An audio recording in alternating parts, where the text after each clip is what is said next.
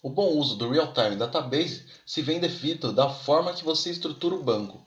Se você vem de um banco de dados SQL, como o SQL Server ou MySQL, esqueça tudo o que aprendeu.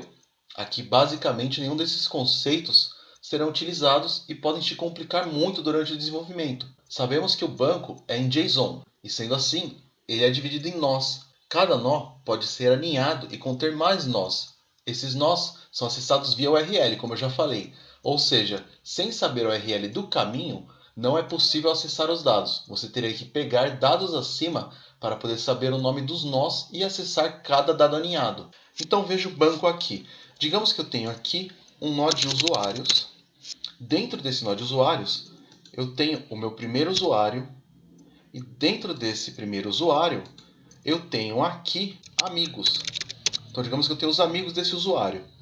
Dentro desses amigos, eu tenho aqui o meu primeiro amigo desse usuário. Dentro desse primeiro amigo, eu tenho aqui o nome dele. E pode ser Gabriel.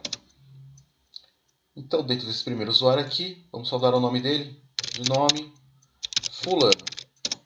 Então, essa seria a primeira estrutura do nosso banco. Então, pense que aqui, se eu quiser buscar o meu usuário, eu teria que acessar a minha referência do curso, que ela já vem por padrão quando nós usamos o Firebase e setamos as configurações. Eu vou então acessar a URL de usuários e vou pegar o meu primeiro usuário por ID. E se eu pegar os amigos, como ele é um formato JSON, eu vou puxar tudo que tem dentro. Então imagine que você está puxando aqui uma pessoa que tem, por exemplo, 1000 amigos, você está puxando informações de 1000 amigos desse usuário. Para isso, você teria que então saber o ID do amigo que você quer buscar, para então poder pegar só os dados desse amigo. Se você não sabe os IDs, se você não tem uma forma fácil de pegar esses IDs, você teria que acessar tudo e puxar tudo de uma vez. Isso seria muito ruim. Mas aí entra o truque. Quanto menos dados alinhados no Firebase, melhor. O Firebase suporta que você alinhe até 32 nós de profundidade. Mas isso não significa que você deva ou precise utilizar algo tão a fundo assim. O sucesso de um banco de dados com o Firebase é alinhar o menor número de dados possível. Então vamos ver agora essa estrutura. Eu poderia ter, no lugar desse amigo alinhado dentro do meu usuário, poderia ter um nó de amigos. Dentro desse nó, eu poderia ter o ID do meu usuário. E dentro desse nó, eu poderia ter aqui o ID do meu amigo e só então o nome dele. E eu mataria esse nó aqui. Olha só, ele já me dá aqui que eu vou excluir a meu URL /usuários /1/amigos. Posso excluir sem problemas. Aqui eu só tenho o meu usuário, então, com o nome dele, e meus amigos ficam aqui em cima. Então, digamos que eu estou listando meus amigos. Aqui eu teria o ID do amigo e um nome, por exemplo, um avatar. URL, imagem, que é só o que eu preciso para listar esses amigos que eu tenho.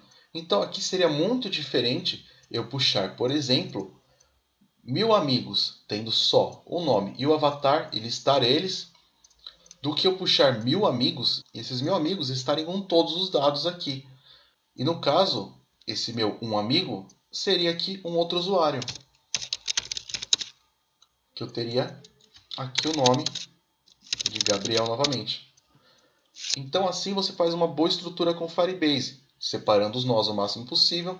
Então eu tenho aqui o meu usuário, eu já sei o meu ID, eu quero listar os meus amigos, eu vou ter aqui o meu usuário, a minha lista de amigos, que eu vou ter o meu avatar aqui e o nome apenas para fazer uma lista. E quando eu clicar nesse nome, que eu quero esse meu amigo, eu já tenho o ID dele, aí sim eu vou então buscar o ID do meu amigo, buscar todos os dados dele aqui e então listar na próxima tela.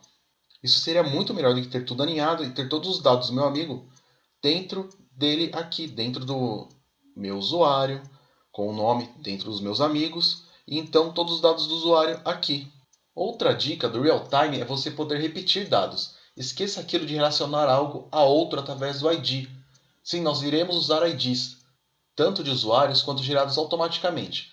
Mas isso não significa que teremos que fazer tudo orientado a esses IDs. Então, essa é uma boa prática, você poder repetir alguns dados novamente em vários nós, como nós fizemos aqui. Eu tenho o meu nome do usuário e o meu avatar aqui. Como eu também vou ter aqui, eu também vou ter o meu avatar no objeto que contém todos os dados desse meu usuário. Então tem uma diferença enorme, como você já pode saber, como já deve ter notado, entre ter aqui só dois campos e ter aqui, no caso de uma rede social, nesse caso, dezenas de campos.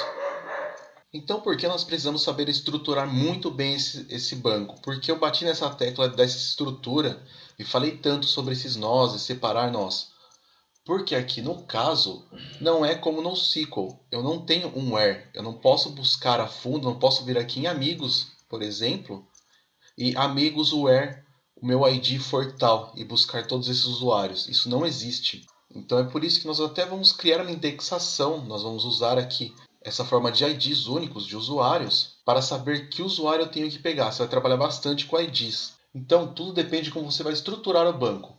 O sucesso e a quantidade de dados que você irá utilizar, além de chamadas e métodos que irá executar, vem de uma boa estrutura. Então, meu maior conselho quanto à estrutura de dados é sentar, pensar, desenhar, saber tudo que a sua aplicação irá fazer e tornar o banco acessível do jeito mais fácil possível. Mas nem só de coisas boas vive o Realtime Database. Na próxima aula veremos algumas dificuldades que podemos enfrentar ao utilizar ele.